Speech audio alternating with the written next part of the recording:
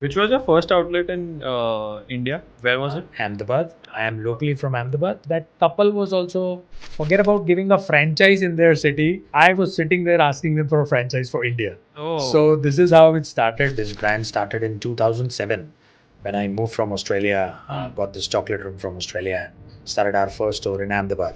It took nearly 3 weeks to get it cleared. The team was here, the Australian team were here, the trainers were here, but we were not getting the product. That is the point when I felt whether this will open up or not, because 12 years of mine in those 3 weeks, I forgot that I was in Australia because I saw the real picture here that what it is, and to get it cleared was a pain. and how does the chocolate room position itself? See, you mentioned two interesting names: Starbucks, Blue Tokais, Tim Hortons has just entered the market. These are mostly players into company-owned stores. So sky is the limit for them. They don't rely on any franchise to come. They are owned by big players of the country. They've entered into the market with a joint venture with a big player. We are a chocolate cafe. We are a bakery cafe or a retail cafe. We are not a Starbucks. We are not a Tim Hortons. We respect those brands. We learn from them. But we are different. Interesting. Tim Hortons has 8,000 stores. What? So imagine a local Canadian's heartbeat is Tim Hortons. So there have to be one thing that when you enter into a business, if you're not positive, if you don't have that passion inside you, it won't work at all. So whatever you are doing, wherever way you're doing, you need to go with the flow and go full throttle 100%. Otherwise, it won't work. We have Vikas Panjabi, the visionary founder of the Chocolate Room, a brand that has transformed India's cafe culture and expanded to over 400 outlets across 10 plus countries. In this episode, you will learn how to scale a franchisee business across multiple countries, overcome challenges in the food and beverages industry, and gain insights in diverse consumer preferences. Let's start the episode. Welcome, Vikas, Thank you very on much. the show Level Up. It's a very happy moment for me. Why? Because I'll tell you, me and my friends, we spent a lot of time at the Chocolate Room and really love the brand. And always was wondering who owns this, who's the owner, who's the founder, etc. And luckily, one of my brother-in-law, happens to be your franchisee owner in Kenya, and he connected me to you, of course, that we know, and it's really good fun to know that this brand is doing so well, and it is in existence since probably 12 to 15 years now, or maybe longer, and having you on the show, so great to have you. I'm going to start off with this conversation. It's going to be really exciting, really fun, right? Let's kickstart. So you've built a what we just called it as a lifestyle food or a lifestyle cafe brand, right? Called the Chocolate Room, and you've scaled it up to multiple countries, right? You're there in India, you're there in Australia, you're there in probably other total 12 countries, including India, right? How have you managed to build a multinational brand like this, a multinational lifestyle food brand? See, initially, when we started, first of all, thank you very much for calling me in. I'll jump up back to my conversation now. When we started, initially, it was not more of a lifestyle sort of a thing. This brand started in 2007 when I moved from Australia, got this chocolate room from Australia and started our first store in Ahmedabad.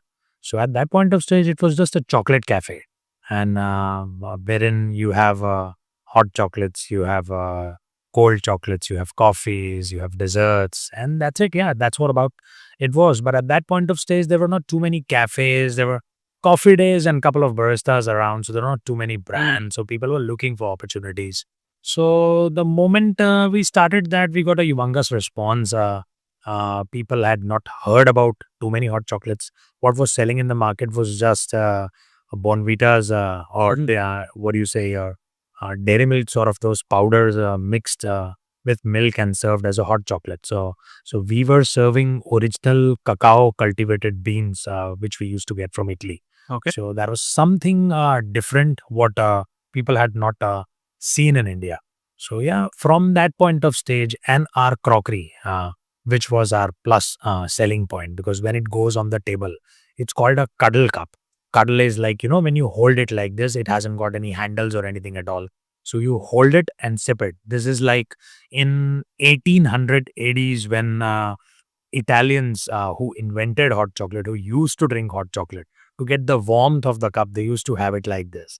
So that is what our cup design has come from. So that's what we call a cuddle cup. So once those things came on the table, customers were very excited, like how to hold it, what to do. At that point of stage, if it was social media was very active, we would have been in a different league altogether. But unfortunately, it just happened at a later stage. But that kept on building excitement with the new menus, with the new flavors. 12 flavors of hot chocolate. No one had heard about it in the country also. So that was something what we started. So that put us into a category which was not like a normal coffee sort of a thing, which was a bit up niche, a bit market wherein, hot chocolates were considered a bit of a product which is more than a coffee or a tea. So that is why it started. It was not too much of a lifestyle sort of a thing. Within years going across, within the time going across, and considering the Indian market and seeing how we have moved forward step by step, understanding with a growth plan, then is how it changed up more to a lifestyle retail cafe. Before it was just a lifestyle chocolate cafe. Then it moved up to a lifestyle retail cafe after COVID. So yeah, there have been years when we have kept on doing something different and changed across the numbers and changed across the meaning of the brand.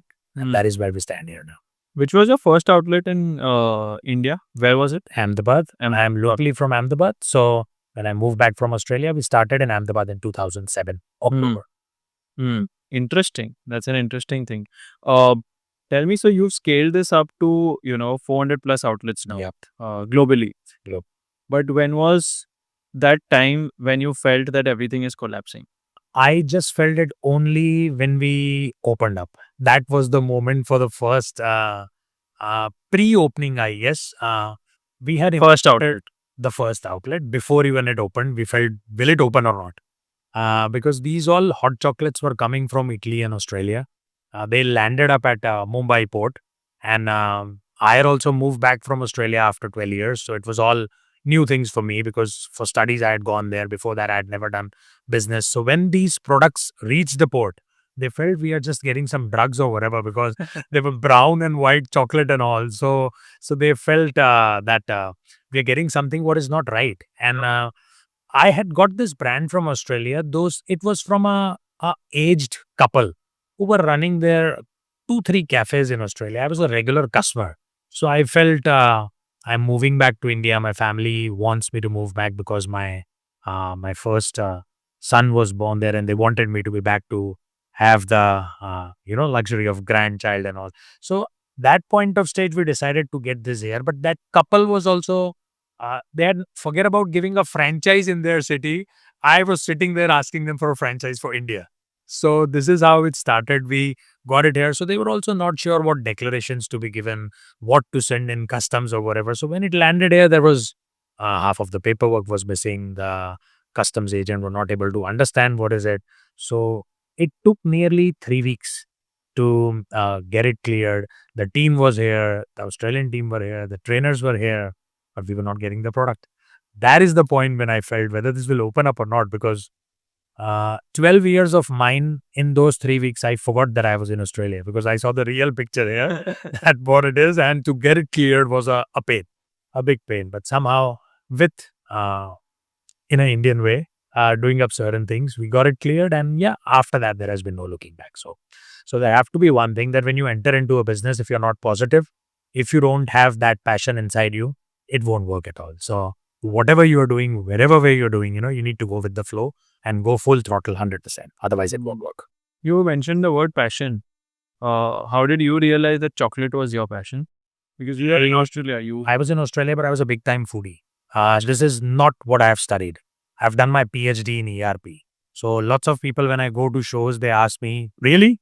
So I tell them I'm not putting doctor in front of me because they might get confused that a doctor, what is he doing here? So I've just got rid of that name. I'm just using it. Absolutely conscious brand. But these days people have started using it, but somehow I've kept it away for this particular business. So this was not my cup of tea. I was just a foodie. I love my food. I was a regular customer of this particular place. And yeah, I've had a sweet tooth. Being from Gujarat, a state, where everything is sold sweet only. Hmm. Maybe a bit of a spice to add up with, but have had a sweet tooth. And being foodie, I used to love different types of delicacies, desserts, and all. And having tried this hot chocolate, I felt that this is something what needs to be got to India. Because when I was moving to India, I understood that what I have studied, that has not yet started. I think so. ERP was not ready in India by 2007. So I thought if to move to here and stay in another city, it doesn't make any sense at all because moving here for family. So these were all reasons getting it together here and starting it up as a brand in Ahmedabad in India, which was very unique and different to what people would have expected. Hmm. All right. You are into franchising, right? You franchise a lot of your outlets to investors, franchisee investors or partners. Most of the franchisee businesses, what we were even speaking, before the shoot, they fail once they have reached a certain limit of maybe 50 outlets, 100 outlets, maybe a cap of that. But you've succeeded. You've scaled up more than that, right? If you were to give three actionable tips for any startup or any business to start a franchising business, right? What would they be from your experience? First of all, it's a very good question because I think so it'll be helpful for people to know. Even though we are a brand, we are a successful brand, we have also had our failures. Any brand who is franchising, it's not 100% sure shot thing that all stores would do well. Hmm. Sometimes a franchise, what they select is not well. Sometimes the location, even though it's good, it has its loopholes, it doesn't work well. Sometimes we select a bad location. So usually in our industry, we do a recce of the location before finalizing anything. So, things can go wrong, but mostly what any company who wants to franchise, who wants to take care of this, they need to take care of certain most important things. First being, you need to make up your model first running for 1 or 2 years to make sure whether you have the numbers to sell it. If you don't have the numbers which show that your profit margins are good, you are earning more than your expenses. So that is the point you start doing franchising. So you make up your ROI sheet, you make up your profit and loss sheet, you make up your revenue sheet, and you set up your model with your distributors and suppliers. If you don't have all that in place, it becomes hushy-pushy and straight away, I think so it'll fail. It won't work at all. So don't do trials or experiments. So that's the first tip. Don't do trials and Don't do experiments. trials or experiments. It's franchise. Second is don't start franchising before you've proven that model works and you have a positive ROI into place. 100%. Third tip. See, third and the foremost important thing is if you have taken care of these two things, don't just rush into giving a franchise to anyone at all. You need to understand where they are coming from. You need to understand their background. You need to make sure whether they are going to run the show themselves or they're just going to put up staff there, or they have some sort of experience into it and guide them accordingly. So to select your investor, your franchise, that is very, very important in this business. Got it. Very interesting. Let's go back to your initial days, right? I think you used to flip old cell phones when you were very young. That was in my old university days in Ahmedabad. So, we've done some research. And, and probably that was like a hustle more than a business, right? A side hustle more than a business. But probably a start of an entrepreneurship kida, if I were to look it from one Something sense. like that. Yes, within the studies, you always have that kida to get some pocket money out of it. Because I always have come up from a family who have been bankers. So the whole family is who have been bank managers, who have been branch managers. So I'm a first generation entrepreneur. So no one has ever been into business at all. So yeah, during those days while you are studying, you always have that feel what to do, what excites you. At that point of stage, mobile phones were something new that you felt that every second person wants a new mobile phone. So, you catch up with some people, you discuss, you talk, and then you feel you can do a bit of part-time business with this by connecting with someone. So that's how it started on.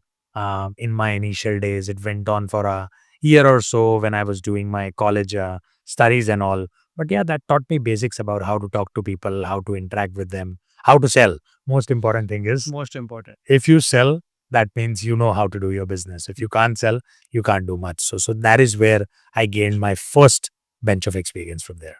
What was the total amount of income that you made by selling old cell phones or in that I hustle that could you did? see, no, there was income. There was substantial income because luckily, whatever I've been doing since my studies, after going to Australia along with my studies, God's grace, everything has been Fun. as per the plan. Everything goes beyond my expectation. So during my days also, don't remember an exact number, but I was having more than my pocket money to fund even my friends as well. So, Oh, nice. I was doing good in my business. There was nothing like I had to feed up my family. I had to take care of my family because everyone was working and they're taking care of the kids and family and all. But to take care of myself and have some parties with friends and all, so that was all good during that point of stage.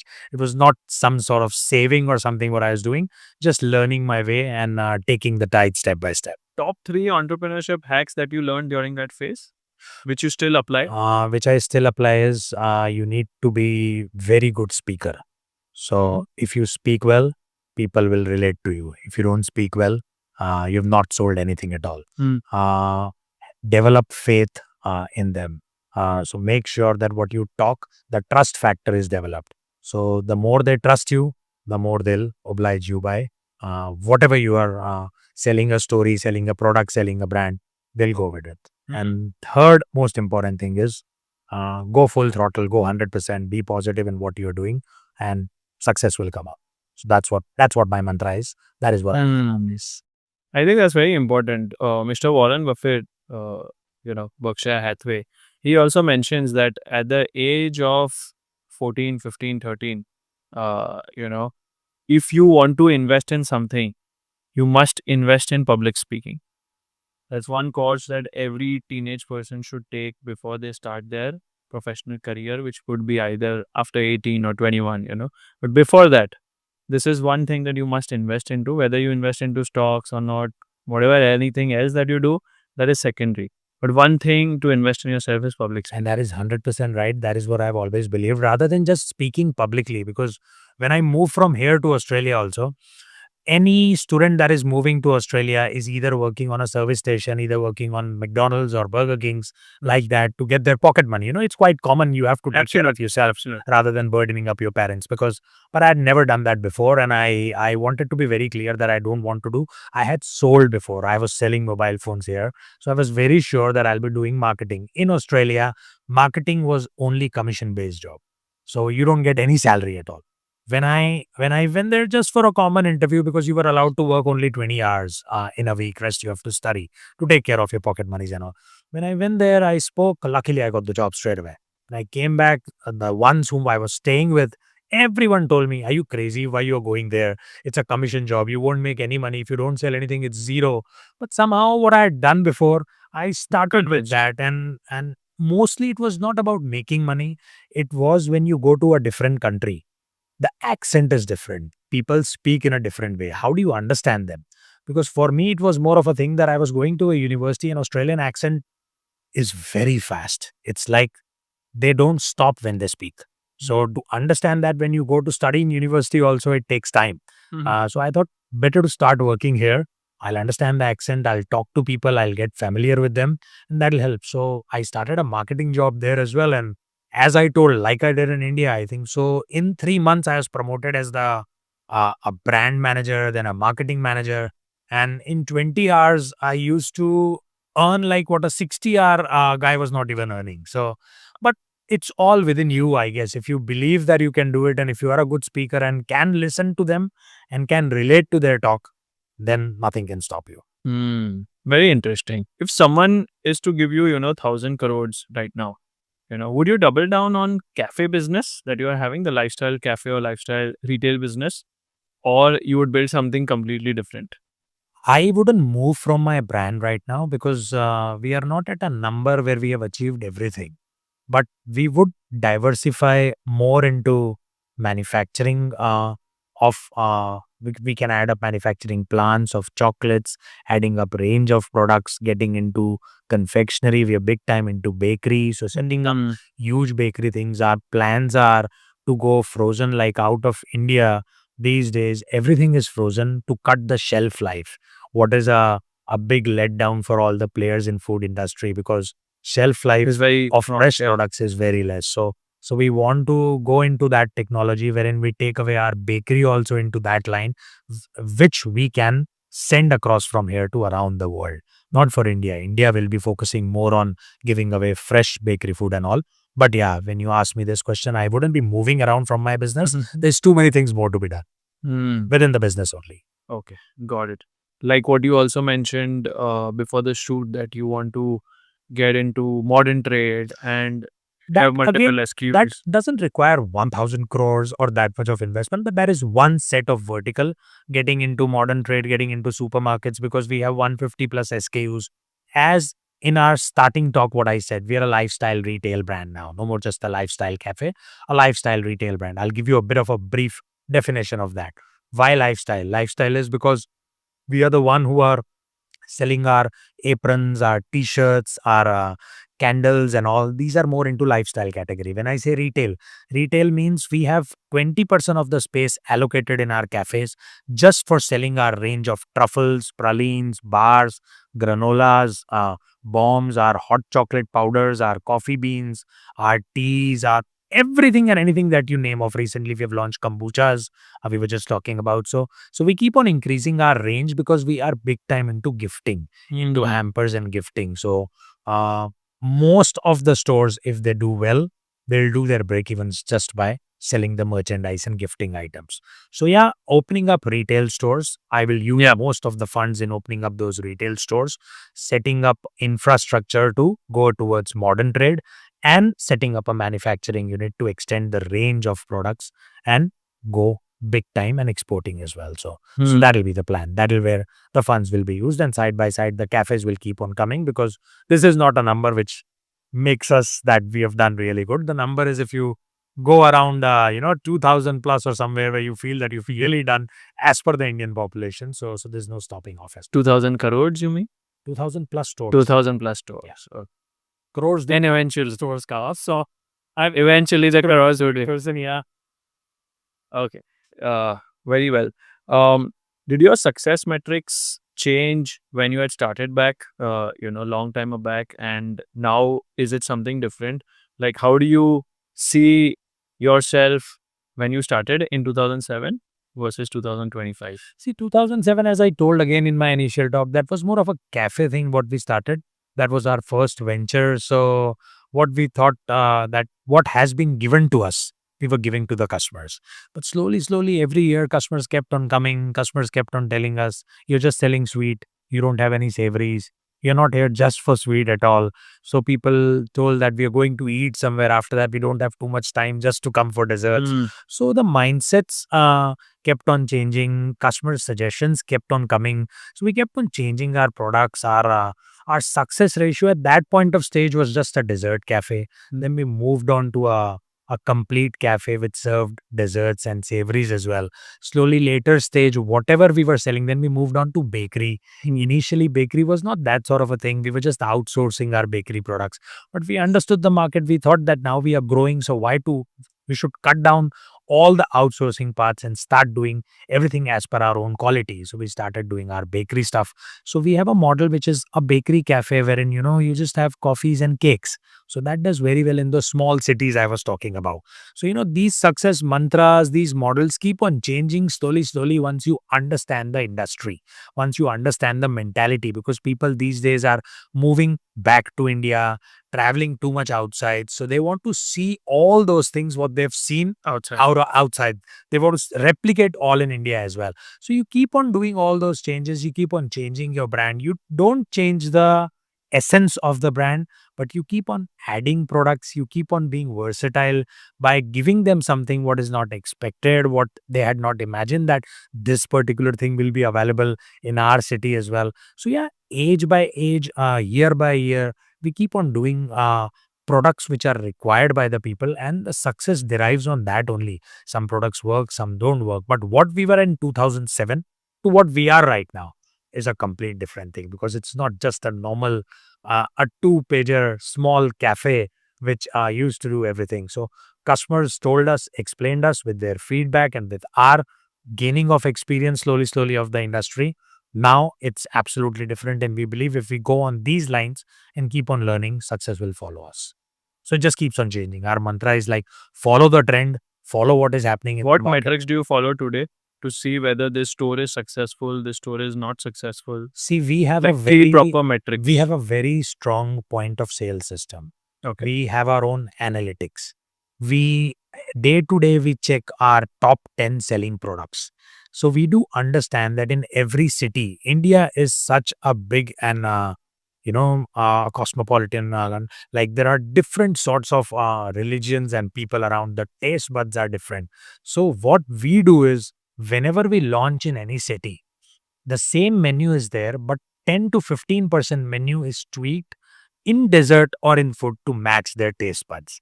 So that is what we do always. And that is what we have succeeded in. We don't want to be just giving away stubbornly only one thing what we have. Because chocolate is what? Chocolate is celebration. Like when you go to a jewelry shop, you enjoy.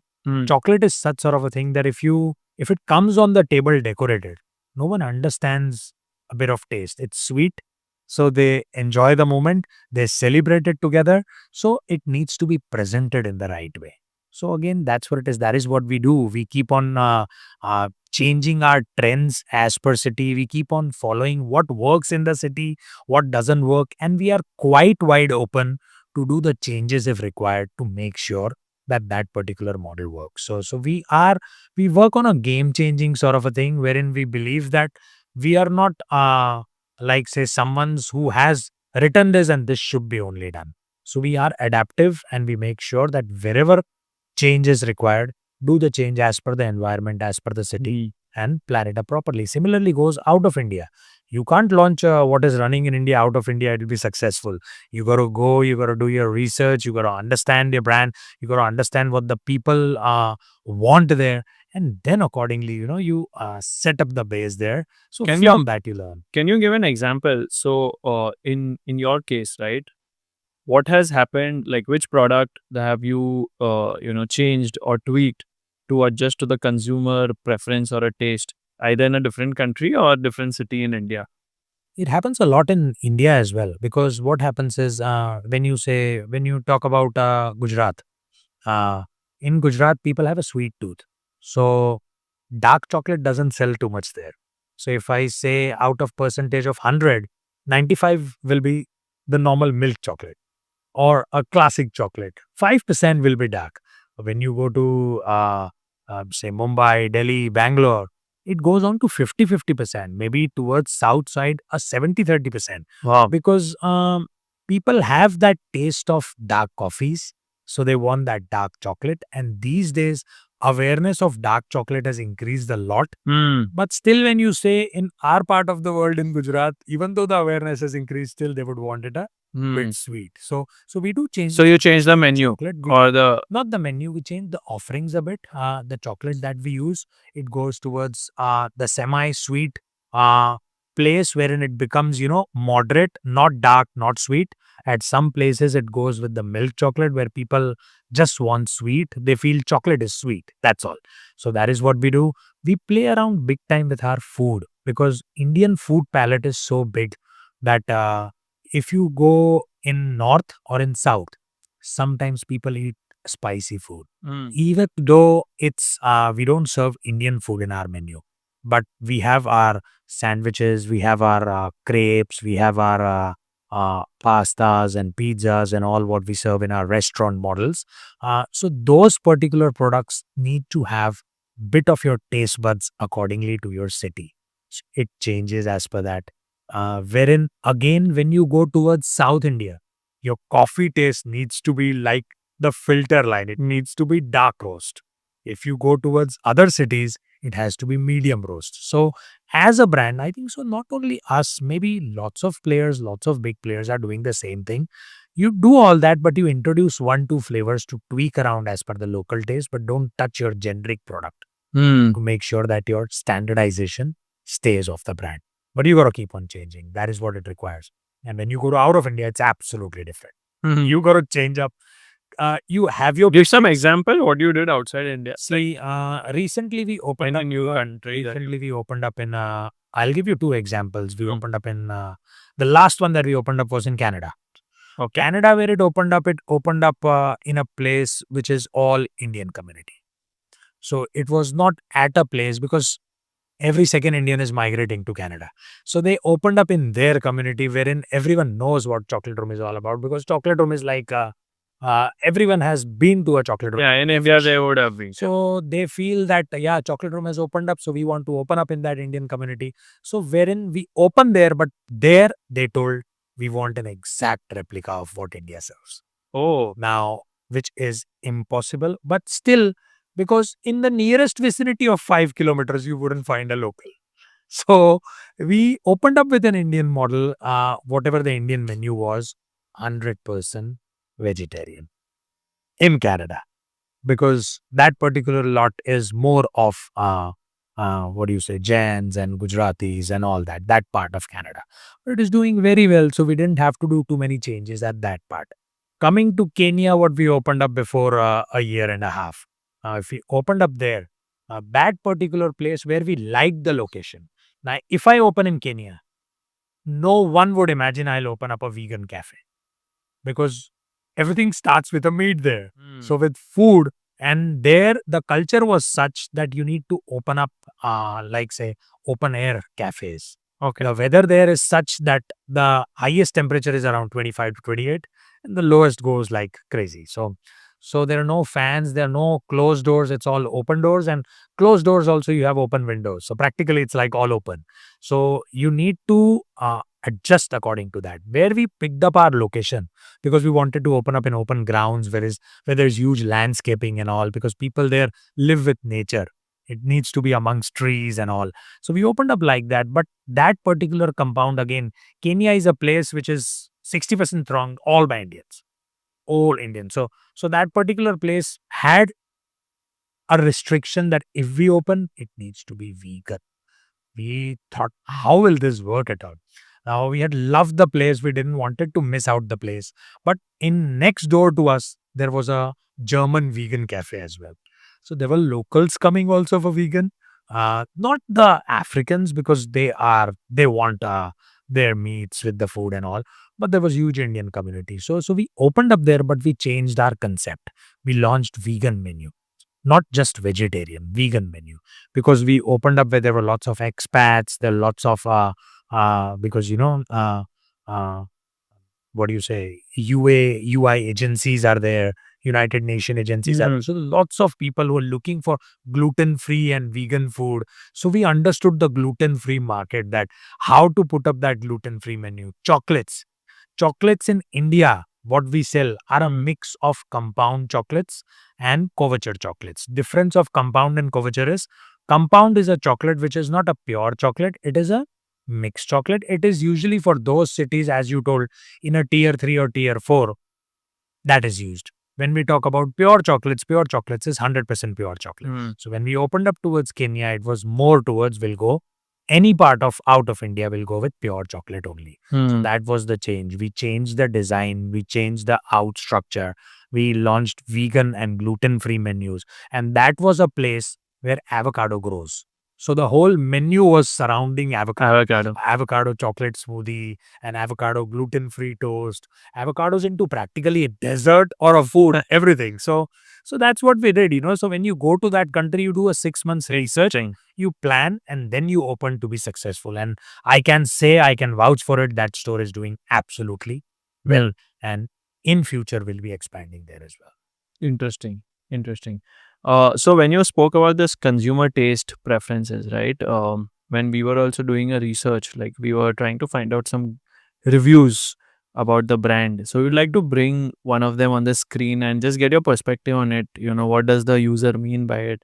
So what do you think does this mean? I mean, this is from... This means it says there is marshmallow. Now, the problem with marshmallow is marshmallow contains gelatin. So in India, in some places, we are very clear that we wouldn't use marshmallow unless and until at those stores where non-vegetarian food is available, where we can sell marshmallows there. Vegan marshmallows have just started and we have just launched it. So I guess we'll be getting rid of these messages slowly, very, We have launched it in our brand as well, tying up with a particular manufacturer. Acha, marshmallow in your brand So itself. marshmallows will be sold at our stores as well. And for a raw material also, those In marshmallows. in the hot chocolate. And again, I was talking about, the expectation of a customer when you go out of India. A normal hot chocolate also is served with marshmallow. But we never mention in our description that there is marshmallow. But there is expectation, and you are not bound to make sure that every customer is satisfied in this industry. Because of more people traveling, more customers traveling, The experiences. the Yeah. experience is good, but in our menu, it's not written that we serve with marshmallows. We have a marshmallow hot chocolate if you order. Ah, If okay. that is not ordered, we can't do much at all. But now it is going to come. Not in every hot chocolate. You got to order, you got to add on extra. And even though this is an online order, there is an option available if you want to add. So if they don't add, we don't blame ourselves. But they expected, but you can't expect the same thing what you get around. India is a different country, so we serve our hot chocolates, and marshmallow is an separate ingredient. It's a separate add-on. It's a separate add-on which you need to Right. tell the waiter or someone. Got it. Got it. No, interesting. Innovation is very important in F&B, right? How do you approach innovation in your business? It's the key to any successful business. So I personally believe you should keep on innovating. You should keep on adding to your menu. You should understand the industry and the weather trends. Like say we are sitting right now in April. It's summer. You should know that the sale of hot chocolate will go down in summer because people prefer cold chocolates. People prefer light beverages, fruit juices, like say, fresh fruit juices, fresh mocktails. Season wise, you gotta keep on changing. The one that I'm having it for the first time, it's I guess no filter, and I tried it. It says it's 100% juice, and it's really nice. So the taste is nice, and I think so highly recommendable. So something like that. That is what people want. So you gotta adopt. You gotta change as per season. Not only that, you gotta make the trend. Now I'll give you a live example with chocolate. What is happening? Before 6 months, there was a wave of Dubai chocolate. Left and right, everybody is talking to Dubai chocolate, Dubai chocolate. They used to bring And this was not going to stop very soon. It's going to go on and on. So recently, understanding the trend, we used to keep some Dubai chocolates because making Dubai chocolate is not easy. You got to have those ingredients, you got to set up, you got to make up your packing, you got to do your designing. Now, after 6 months, after doing all that, we have done that, and we'll be launching next month our Dubai chocolate as well. So this is one part of innovation, that you go with the trend. What industry wants, what flavors are running. So that is what we do. We keep on changing our menu. We keep on innovating new beverages. The need of the hour are doing something. I think so. Our latest launch was a Japanese dessert is making waves around the world called Shibuya toast. Okay. Now, that is what we have just launched recently. It's a dessert. Once it comes on the table, I think so it will be the most Instagrammable. Only some cafes launched this. just launched. Only some cafes have launched it. Mostly all the cafes will be launching it soon because it's a procedure. A milk bread is required. It's completely a different thing. Japan is a country where milk bread, every corner there is milk bread, but India, you need to specifically have it. So yeah, we have developed that. So again, an innovation. What we felt that people would be wanting this because it's a worldwide rage now. So that is what we do. We keep on understanding the trends, understanding the perspectives, and keep on doing innovations, whether not only just by implementing a new menu, changing the presentation of the product, because that's what it's a very competitive market now. So customers also want that rather than getting the same thing always, do it in a different way. So our innovation is our crockery, our way of presentation of our products. That is anyways unique. No other brands are doing that. But by changing the menu regularly and getting the trendy things into it, that's the need of the hour, and you got to keep doing that. Some innovations would have failed also, I'm sure. 50% fail. It's not some. Let's be very honest. No one is a guru. No one is a master that you launch. You got to just wipe it off from the menu. You try, you see. As I told in my initial talk when you asked, that we are very strong in analytics. So we make sure when we launch something, what is working, what is not working. If it doesn't work, after the season, it's just gone and it doesn't. If something works very well, after 3 months, there is another 3 months to see how it goes, then it gets into the menu. That's what it is. So analytically, we keep on checking our trends, our top 10 products, what are selling, our new launches, and then we keep on doing. But 50% of the products will fail because you can't match up every customer's taste. And sometimes your team thinks this will work, you like, but if the customer doesn't like, so that's okay. It might not be get a bad review, but it might not get a great review. Great review. But yeah, it is something what I And that repeat purchases would not have happened. the repeat percentage needs to be checked. Yeah. I think that is very important Yeah. metric. Your loyalty of the product, the customer that comes in. Like, when I entered in, some of you told that you've had a chocolate brownie. I think so 99.9% of customers, wherever I go, they say they've had a chocolate brownie at the chocolate room, because 2007 when we started, we were the only one who was serving chocolate brownie then. So somehow it has become a craze, even though it has become mainstay. It is everywhere. Yeah. I don't say we have a signature product, but people started with that. So there is a loyalty, so they relate to it. So some products wouldn't work, so you got to get rid of that. That's all. But everything won't work. Okay. You import raw material from I think Belgium and Italy, right? And then you keep changing your menu again and again as per the customer's preferences, taste, and as per the seasonal changes also, as you mentioned, right? What are the typical challenges that you face? Any top 3 challenges that you faced in this kind of a model? See, products that we get from Belgium and Italy is strictly related to chocolate, mixes, anything that is related to beverages only. That's all. Beverages or chocolates. Nothing else comes from Belgium and Italy. Correct. Because that is what it specializes. Yeah, that's what it is. So sometimes new flavors of hot chocolates are coming. Seasonal wise hot chocolate flavors are coming. Some things work, some things don't work. I'll give you an example. We have we had a chili hot chocolate. We thought it'll really work in India. It worked for a couple of years. It slowed down. So we thought time is to get it off the menu and then get some new things. We have a Toroncino hot chocolate, which people don't even know what is Toroncino. Yeah. It's a nougat, honey and almond mix. So yeah, something what we thought won't work runs the most. So like that, new flavors of hot chocolate, new products, you got to keep on getting, you got to keep on implementing. That is what we keep on doing, playing around with the menu, doing changes. And as I told, after COVID, now these all flavors are available in retail for the customers to pick up and make it at their home as well, with instructions at the back how to make your hot chocolate. So that is getting the acceptance level a bit more, because people usually used to get only those drinking chocolates and any cacao powders for making hot chocolate. So, now with those ingredients, those products, the sales are increasing, the acceptability is increasing. So for these two products, we only cater to confectionery and chocolates market.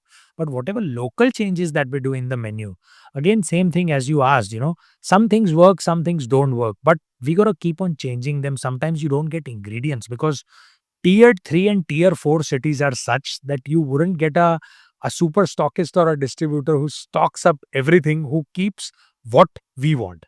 But then what we have done is we by ourselves have made our godown, our warehouse as a super stockist. So not only our chocolates, our mocktail syrups, our premixes of pancakes, our premixes of waffles, our premixes of shakes, our premixes of certain food available, everything to every crockery we are supplying now. So 90% of the product to every franchise we are supplying. We have learned this through the experience that sometimes the taste buds change. Sometimes they are not getting their product. So they compromise and get something else. So there were certain complaints coming into the market. Correct. So we changed up all that. Now we are stacking up everything and we are supplying everything on our own way. Through that the is what central we are kitchen. doing. Yeah. So that's what we are doing. Through the central kitchen, we supply. So the taste stays, and only 10% like your milk, your vegetables, and your cream. That is what you need to get from outside. That's all. So we have gone through all those challenges, and now we have come up to that stage wherein we are eliminating all those. But again, it's a business. Every day is a new challenge. So something new will keep on coming and we'll find out a solution for it. Interesting. I want to know about little bit more about your competition also, right? There are of course so many cafe chains that are there, right? And which are successfully running, from Starbucks to Blue Tokai, and you might call them coffee chains, etc. also. But of course they have their desserts and they have their bakery products, etc. also. How does the Chocolate Room position itself? vis-a-vis any other, lifestyle retailer, lifestyle cafe brand, so to say? See, you mentioned two interesting names: Starbucks, Blue Tokais, Tim Hortons has just entered the Hmm. market. These are mostly players into company-owned stores. Hmm. So sky is the limit for them. Hmm. They don't rely on any franchise to come. They are owned by big players of the country. They've entered into the market with a joint venture with a big Hmm. player. So they have set targets. Like say in couple of years, Starbucks has gone crossed 400 already. Correct. So we took years to get to there. So Tim Hortons has just started, but they are also growing everywhere. Blue Tokai is a brand from India, which I believe which is doing better than all these two brands because that is really a coffee. To me, that is an experience what they have done, getting that Indian chain to the next level. But again, that is more a company owned model wherein they are opening up their own stores and doing all that. Of course, there is competition because when you open up on street or on a mall, if you have these stores, you'll be having it in the next 500 meters for sure. Hmm. Because there are common pockets where all cafes or restaurants want to be there. Or not all locations don't have. I talk about Ghatkopar only in East. So just opposite the chocolate room, there is the chocolate. What's the name? The chocolate. But again, I say there will be the chocolate sort of things, but there will be those players who have just copied and opened up something who doesn't work. So we don't count them as competition. Hmm. Because, when we started something, there were followers. People wanted to copy. People copied. People created a brand. It faltered. 80% of them didn't work. And some 5 or 10% what are working, they are only working in Maharashtra or South. They are not working at all. And that also limited to that region in particular. Those are unorganized. So They are unorganized. Yeah. exactly. One of cafes. Check it out, but you can't compare them to a Starbucks, Tim Hortons, or a Blue Tokai. Those are organized players, organized chains. Yeah. Starbucks and Tim Hortons, you can't even talk about it because when we opened up in Canada, you've just seen Tim Hortons has 8,000 stores. What? So imagine a local Canadian's heartbeat is Tim Hortons. So they, even though they have coffee at their home, but they'll have a Tim Hortons coffee every day. So they have touched the nerve of the customer by telling the most affordable coffee chain of the country. Starbucks is expensive, but in Canada, Starbucks comes after that. So it's the brand loyalty, I believe. Competition will always be there, but you need to stabilize, you need to put up your brand in such a way wherein there will be customers for your brand as well. And as you told, we are a chocolate cafe. We are a bakery cafe or a retail cafe. We are not a Starbucks. We are not a Tim Horton. We respect those brands. We learn from them. But we are different. Now, they also have bakery, but we have live bakery. So they don't give you birthday cakes. They don't give you, you don't expect a kitty party or a birthday party happening at a Starbucks or Tim Horton. Chocolate Room 365 days. I repeat, 365 days there is a birthday party or a kitty party happening. Yeah, I've seen that. Our clientele range is from 4-year-old to an 80-year-old. For cafes of other brands, it's youngsters to mid oldies. So it's around Working professionals. 50. Working professionals. Ours, why I say 80, because we have certain stores in India where there are kitty parties happening of adults, sugar-free kitty parties. So they have those sugar-free chocolates, dark hot chocolates for the cravings and all. So we cater to a huge audience because a kid would want we are tied up to lots of schools. Okay. So every school would want their kid to try sometimes because we do lots of promotions. Now, once the kid has had it there, they would want their parents to take them to the chocolate room. So that's why our range of acceptance is big. But we are not a big player like them, but getting towards them, learning with them, but we appreciate the competition and learn from there. And we are happy that the competition keeps on increasing because otherwise we'll have that feel in mind that we are superior and there is no one around. Of course, I can still vouch and say that our sort of hot chocolate is not available in the country, but I wouldn't say that our coffee is the coffee to go. So, there is coffee, but there are coffee players as well. But you should accept the competition and go with the flow. Okay, makes sense. We'll come to the last question, last section, which is a very fun quiz that we want to, play with you. And this is going to be quick, rapid fire questions to test your knowledge on chocolate industry, right? You are the chocolate man, so I'm expecting all the 4 questions to be right from you. That's right. Yeah. So, first question, which country consumes the most chocolate per capita? See, these are all the survey numbers. I am not a avid reader to give you all right answers, but I believe chocolate has started from Italy or Belgium, so it needs to be either of them. I can't say one, but say I wouldn't be right. You are right in saying that you're not right. It Yes. says Switzerland. So see, it's basically Swiss, but I believe the consumption and raw material that happens from there. Swiss is the name that comes for chocolate, but leaving those 1, 2 brands, Hmm. they're not other. But again, the census is right, so Yeah. I won't comment. So it was like which country consumes the most chocolate per capita? So that's Switzerland. Second question, which country is the largest producer of cocoa beans in the world? Again, these are multiple varied countries. It can be Africa or South America. So it depends upon what we use. But I believe South America is Ivory the Coast. place. So Ivory Coast is Africa. Yeah, Ivory Coast. Third question, which famous chocolate brand was originally created for soldiers during World War II? I wouldn't have a clue at all. I focus on selling my brand rather than World War II. I was not available at that point of stage. So give me an answer. I'll honorably accept it. M&M. That's a nice thing to know. How many cocoa beans does it take to make one standard chocolate bar? We are not making through cacao beans. We are making through No, just in general. This is just a GK. this one also. No idea.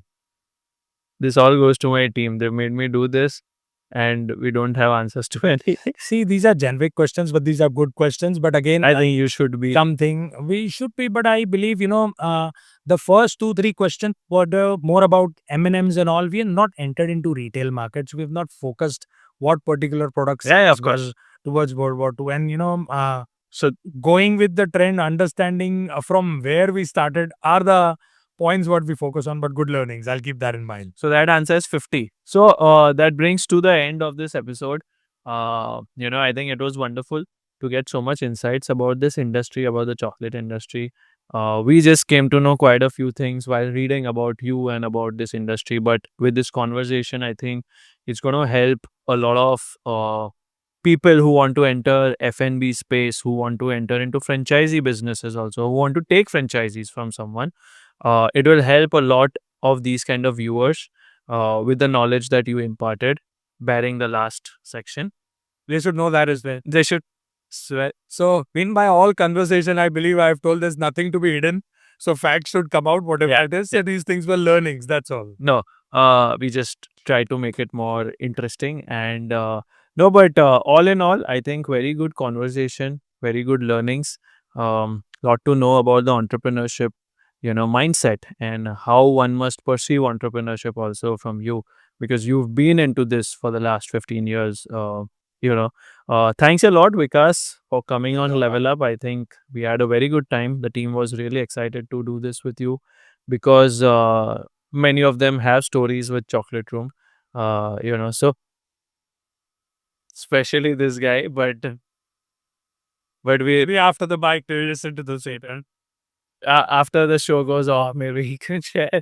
But yeah, so I think it is a consumer brand. I think everyone has their stories because you've got 400 plus outlets. We have had But, it. yeah. Wherever I've gone, I've listened to people being proposing to their girlfriend, giving away rings in our desserts, doing all those stories that I listen in the shows that I go. Someone comes after the show and shakes hand and tells me, "Thank you, sir, for giving this." And so I feel obliged, that is what you've done this for the customers, for them to know. And we never knew that we are doing something wherein customers would get so involved into it. But yeah, I think so. A brand succeeds only with the loyalty of the customers. So I have listened to lots of stories. And But his story, you will not feel obliged. so, This will be a very contrarian story to whatever you heard. it'll be an unplugged version. So Unplugged version, for sure. After he takes you through all his marketing questions, I think then he'll share his story. All right. But thank you. Thanks a lot, Vikas. Pleasure having you.